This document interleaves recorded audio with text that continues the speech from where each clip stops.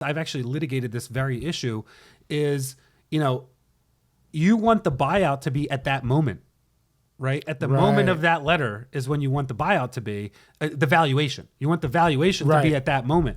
And that cuts both ways too, because let's say you kick that person out and the company runs into the ground. Well, they're coming in and yelling, well, you owe me yesterday's valuation. Right. But the most of the which time, you might not be able to afford to pay at that point because the company got it. But most of the time, and that, going back to the shareholder oppression thing for a second, that's another reason why not to wait, right? Because, they kick you out.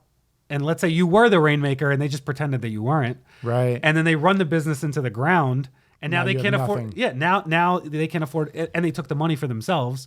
Now they can't afford to buy you out. They have their cool house in Florida that you can't touch.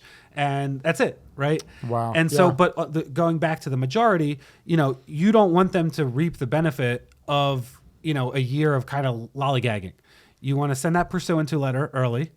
And you want to say, okay, we're buying you out at today's valuation, right? Let's trigger this agreement. Let's go.